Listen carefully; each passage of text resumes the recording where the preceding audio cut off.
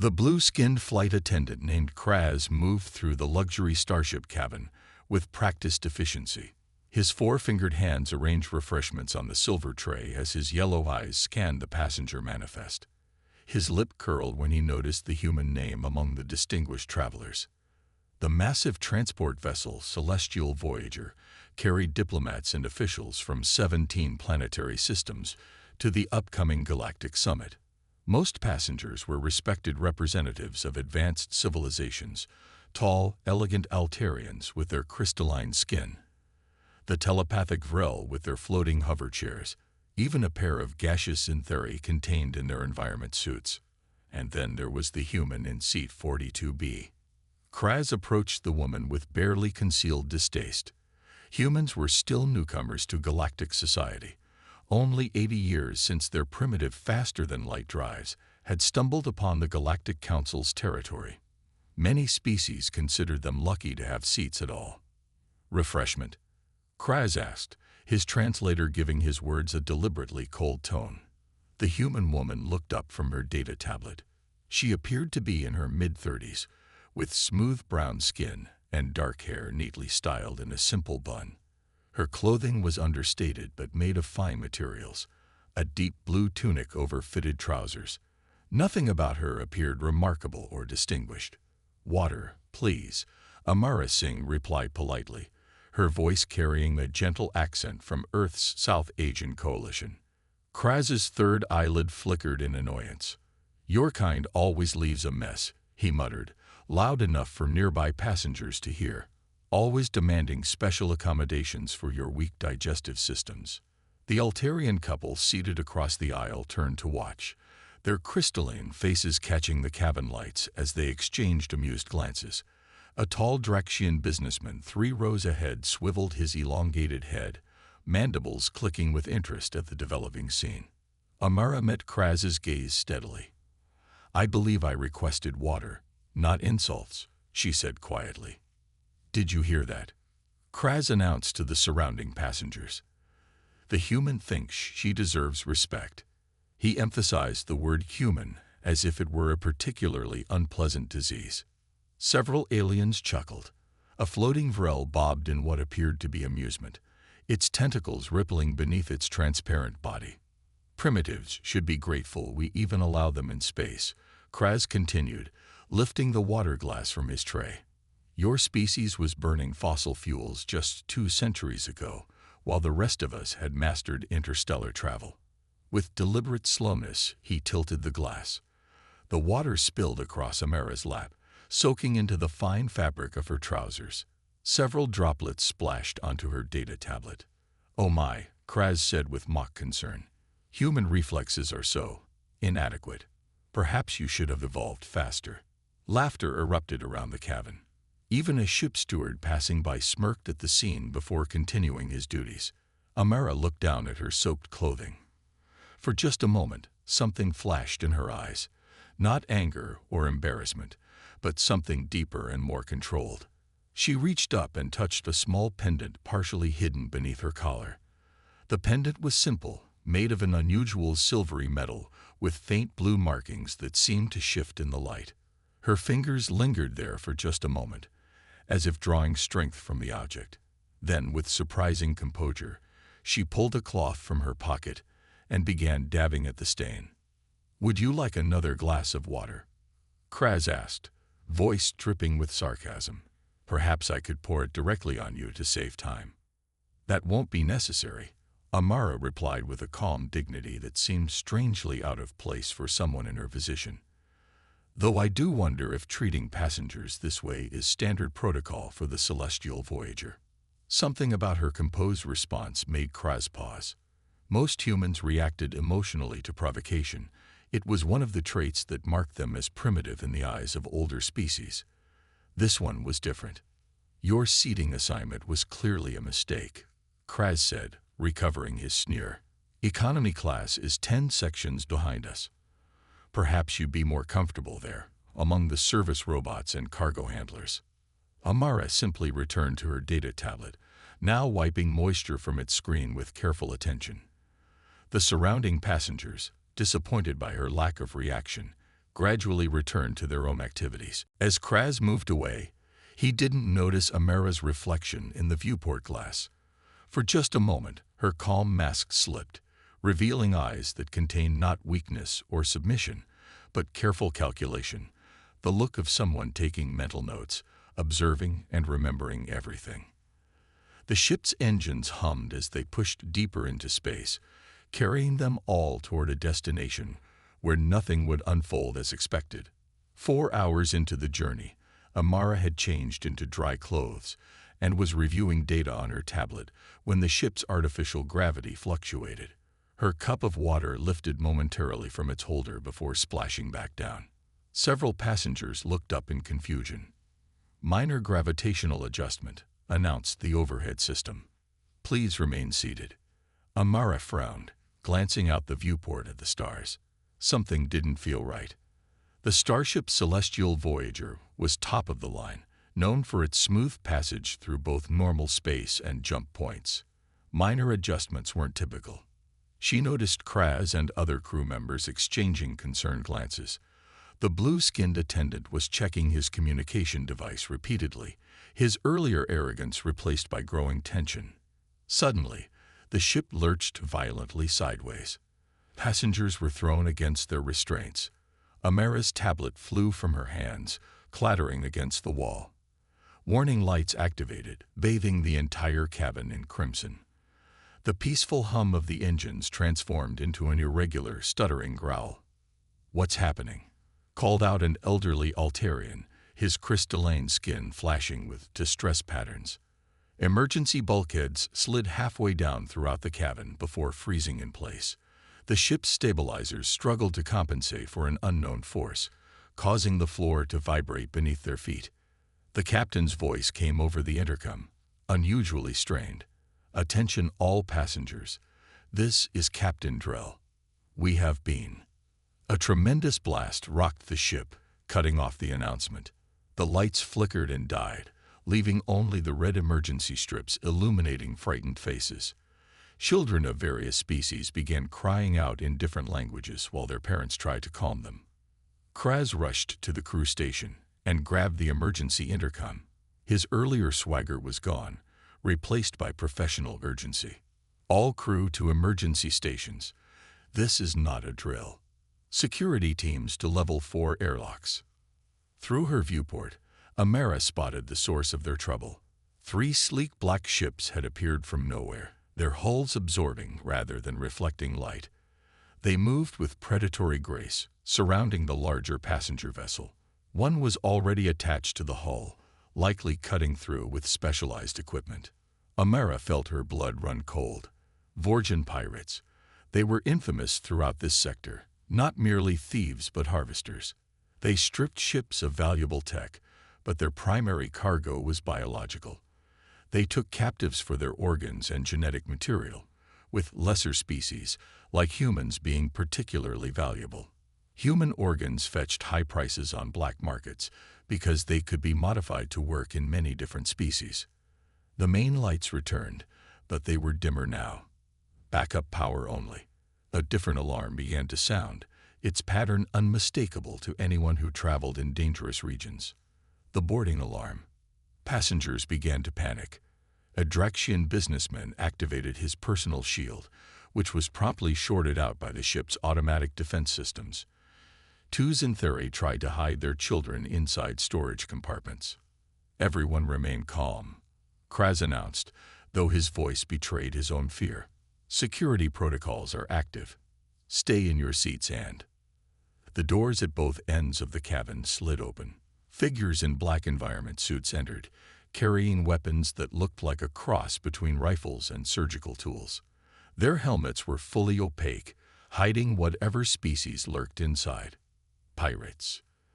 The intruders moved methodically through the cabin, scanning passengers with handheld devices. Crew members who resisted were stunned with nerve disruptors. The captain's voice never returned to the intercom. Kraz's professional demeanor finally collapsed entirely. When the lead pirate approached him, the flight attendant's voice took on a pleading tone. "The humans," Kraz said, pointing toward Section C. "Take them first.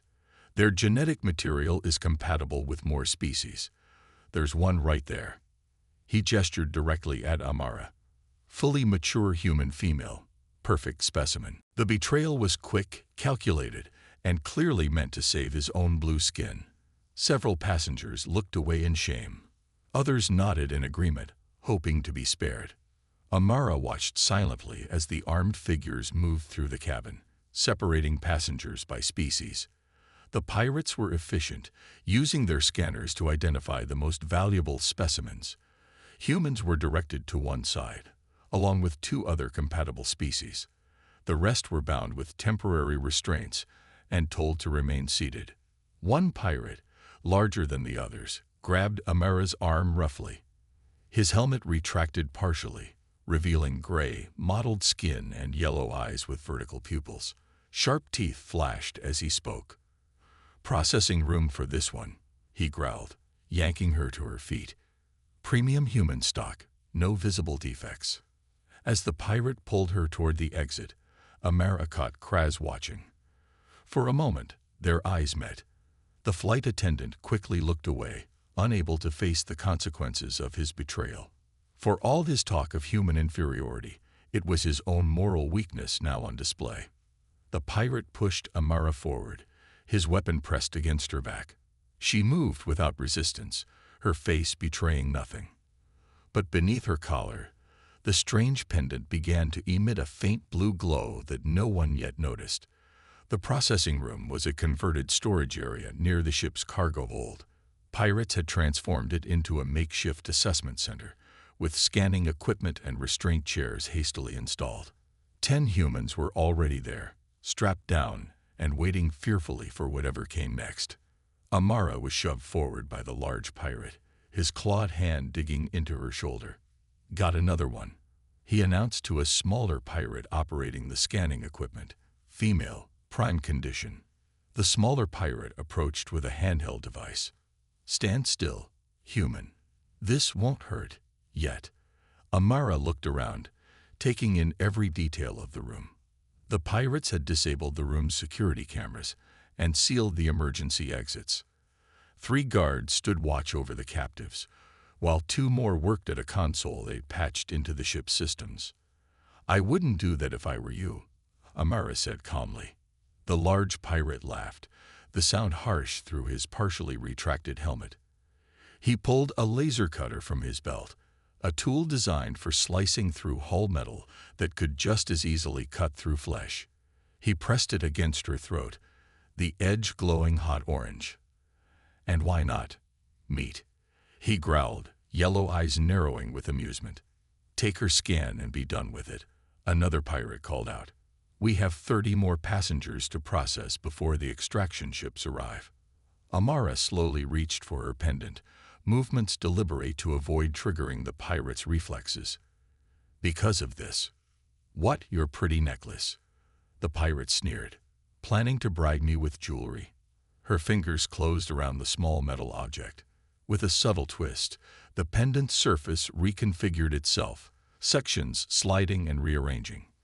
The insignia suddenly glowed bright blue, projecting a holographic emblem into the air between them. The Earth Diplomatic Corps Special Operations Division, with authentication codes scrolling beneath it. The pirate's eyes widened in recognition. His laser cutter wavered. "Ship systems," Amara called out clearly. "Authorization code, SING, Alpha 7 to 94. For a moment, nothing happened. The pirates exchanged confused glances. Then the room's lights flickered, and the ship's AI system came to life with a different voice than before, more authoritative, accessing encrypted protocols. "Ambassador Singh, Earth's prime representative to the Galactic Council," command authorized. "Emergency protocols engage." The pirate stepped back in shock. "Ambassador, you're bluffing." Amara moved. No human should have been able to move that fast. Later, witnesses would describe it as a blur too quick for even species with enhanced vision to track clearly. In one fluid motion, she slipped under the laser cutter, redirected it back into the pirate's own equipment belt, and delivered a precise strike to a nerve cluster in his neck. The large pirate dropped unconscious before he understood what was happening. A second pirate fired a stun blast, but Amara was already moving again. She rolled beneath the beam, came up inside the pirate's guard, and disarmed him with a technique no one in the room had ever seen before, a modified form of ancient Earth martial arts adapted specifically for combat against armored opponents. Security lockdown overridden. The ship's AI announced, emergency crew access restored. The remaining pirates scrambled for their weapons, but they were suddenly dealing with someone entirely different from the quiet passenger they'd captured. Amara moved through the room like water, flowing around danger points and striking with devastating precision. The doors to the processing room slid open. In the corridor stood Kraz, who had followed the pirates out of curiosity and concern. His jaw dropped at the scene before him. The human woman standing calmly amid 5 unconscious pirates, not even breathing hard. I don't understand," Kraz stammered. "You're just a human passenger." "Ambassador Amara Singh," she corrected him, using the moment of calm to free the other human captives. Earth's prime representative to the Galactic Council and head of the Interspecies Relations Division. One of the freed humans gasped. "The Ambassador Singh, the one who negotiated the peace treaty with the Draconid hegemony." Amara nodded, her attention already on the ship's systems. She accessed a hidden control panel and began entering commands. "But why were you traveling in civilian clothes, without security?" Kraz asked, still frozen in the doorway. "How else would I learn the truth about how humans are treated on commercial vessels?" Amara replied without looking up. "My normal diplomatic cruiser and security detail would have ensured I saw only what others wanted me to see." The ship's announcement system activated throughout all decks. "Attention all passengers and crew. This is Ambassador Singh of Earth. We have a Level 1 security breach. All passengers are to return to their quarters immediately. Security personnel report to command deck." News spread quickly through the ship. The legendary Ambassador Singh, architect of 3 major peace treaties, the diplomat who had faced down the Draconid war fleet and negotiated humanity's place on the Galactic Council, had been traveling incognito among them, and they had watched her be humiliated, insulted, and selected for organ harvesting. The other passengers who had witnessed her mistreatment now looked on in horror through view screens as the truth was revealed. The Altarian couple who had laughed at her now stood rigid with formal respect. The Draxian businessman who had clicked his mandibles in amusement now performed his species' gesture of deepest apology. Kraz couldn't move, couldn't speak. He had personally handed over humanity's most important diplomat to pirates for processing. His career, possibly his life, was over. But Amara had no time for his crisis of conscience. There were still pirates aboard, passengers in danger, and a ship in distress. "Kraz," she said sharply, breaking his paralysis, "I need crew access to the security systems. Now." Amara strode onto the main deck with purpose, her entire demeanor transformed. Gone was the quiet, unassuming passenger. In her place stood a commander, her voice carrying natural authority that drew every eye in the room. "Status report," she demanded of the ship's first officer, who had taken charge after the captain was injured. "3 pirate vessels attached to our hull, Ambassador. We estimate 30 intruders aboard, possibly more. They've disabled our main engines and communications array. Life support is functioning on backup power only." Amara nodded, analyzing the tactical display. The pirates had been methodical, attacking key systems first. They had done this before. "I need volunteers," Amara announced to the gathered passengers and crew, holding up the weapons she had taken from the pirates. "This ship has over 2,000 civilians aboard, including 400 children. I will not let them become harvesting stock."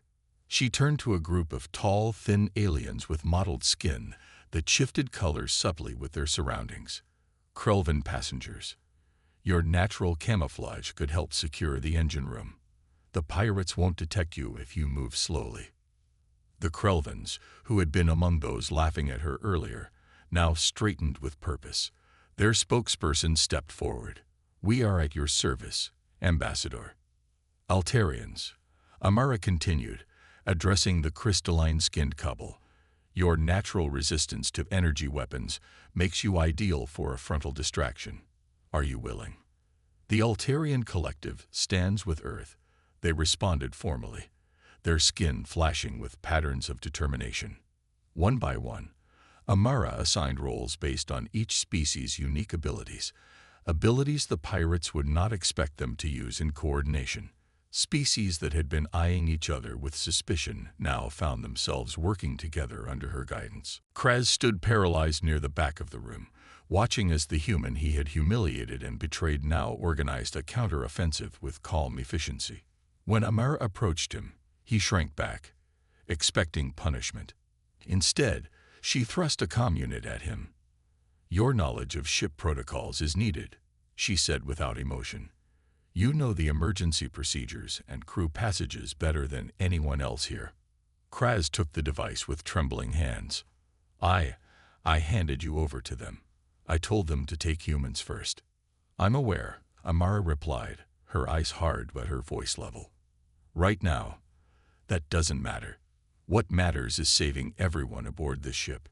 Can you help, or do I find someone else?" Something in her direct question stirred what remained of his professional pride. "I know this ship better than anyone except the captain. I can help." Amara nodded once. "Then let's get to work." Over the next hour, the hastily assembled defense force executed Amara's plan. The Krelvins slipped through maintenance ducts into the engine room, disabling the pirates' sabotage devices. Zinthari passengers, with their gaseous bodies, filtered through ventilation systems to gather intelligence on pirate positions. The Altarians created diversions with their reflective bodies, confusing pirate sensors. Working together under Amara's leadership, they'd managed to corner most of the pirates in the cargo hold. Ship security, emboldened by the ambassador's presence, reclaimed key systems one by one. Kraz found himself assigned to Amara's direct team, guiding them through service corridors toward the cargo bay control room. He watched with growing amazement as she coordinated the entire operation through her comm unit, switching languages effortlessly to address different species. "The secondary control panel is through here," Kraz whispered, pointing to a maintenance hatch. "We can seal the cargo bay doors from there." Amara nodded, signaling the 4 security officers with them to take position. As they prepared to enter, Kraz noticed movement in his peripheral vision. A pirate had circled behind them through an adjacent passage. Before he could shout a warning, the pirate took aim at him. Kraz froze, certain he was about to die. Instead, he felt himself shoved roughly aside as Amara stepped into the line of fire. The energy blast caught her in the shoulder, spinning her around but not dropping her. The security team responded instantly, neutralizing the attacker, but Kraz could only stare at Amara, who was now leaning against the wall, her right shoulder smoking slightly where the blast had grazed her. "Ambassador, you're injured," one of the officers said, moving to support her. "It's superficial," Amara replied through gritted teeth. "Complete the mission." Minutes later, with the cargo bay sealed and the remaining pirates trapped, Kraz found himself helping Amara to the medical station. The ship's doctor was overwhelmed with casualties, so Kraz awkwardly began applying a bandage to her wound himself. "Why save me?"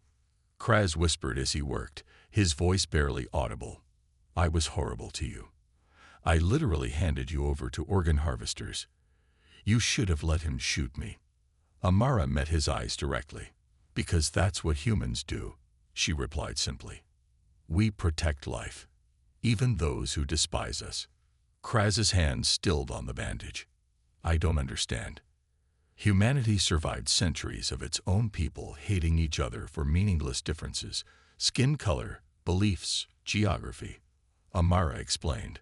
"We nearly destroyed ourselves before we learned that lesson. We don't intend to repeat that mistake among the stars." "But I'm not even your species," Kraz insisted. "Exactly," Amara said with a small smile. "That's the point. If we only protect those like us, we're no better than the pirates." From the command deck came the announcement they'd been waiting for. All pirate vessels had been secured, their crews contained. A cheer went up throughout the ship. Kraz finished bandaging Amara's shoulder, his worldview shifting uncomfortably. Everything he had believed about humans, that they were primitive, emotional, weak, had been proven wrong in the most dramatic way possible. And the most unsettling realization of all was that he had been the primitive one, the one ruled by petty emotions and weakness of character. "Ambassador," he said formally, "I owe you more than an apology." Amara winced as she tested her injured shoulder. "We're not done yet," she replied. "The ship is secure, but we're stranded without main engines or communications. I need everyone's help for what comes next." With the pirates subdued and secured in the ship's brig, a new crisis emerged. The celestial Voyager floated powerless in the void between star systems, its main engines damaged beyond quick repair. The communications array had been systematically destroyed by the pirates to prevent distress calls. "We're running on emergency power only," the chief engineer reported in the crowded command center. "Life support will last 6 days at most. Without the main engines, we're drifting off the regular shipping lanes." Murmurs of fear spread through the assembled crew. 6 days was not enough time for a random passing ship to spot them, not in this vast, empty stretch between systems. Amara stood at the central console, studying the damage reports. Her injured shoulder was properly bandaged now, but she refused pain medication, needing her mind clear. "We have 3 options," she announced. "Repair the communications array to send a distress signal, repair the engines enough for minimal propulsion, or find a way to boost our emergency beacon's range." She looked up at the gathered faces. "I suggest we try all 3 simultaneously." With calm authority, Amara organized the passengers and crew into repair teams based on their skills and knowledge. Species that had been segregated throughout the journey now found themselves working together out of necessity. A Xanthari physicist collaborated with a human engineer. Draxian technicians with their 4 arms worked alongside Krelvan materials specialists. Kraz was assigned to the communications team with Amara herself. For hours, they crawled through maintenance tunnels, rewiring panels, and bypassing damaged systems. The work was delicate and dangerous, with exposed power conduits and structural damage from the pirate attack. As they reconnected a critical communications node, Kraz worked up the courage to ask the question that had been bothering him. "You could have identified yourself," he said quietly as they rewired a communications panel side by side. When I was rude to you, why didn't you?" Amara continued working, her hands steady even with her injury. "How would I learn the truth about how humans are treated?" She replied after a moment. "Not as an ambassador with guards and special treatment, but as an ordinary human traveling alone." Kraz's blue skin darkened with shame. "You were testing us, and we failed." "Not a test," Amara corrected him. "An observation. For my address to the Galactic Council on Interspecies Relations, I needed first-hand experience." "You certainly got that," Kraz said bitterly. "I handed you to pirates for organ harvesting." Amara actually smiled slightly. "Which makes you an excellent example of bias in action. Your prejudice overrode your professional training and ethics in a crisis. That's valuable data."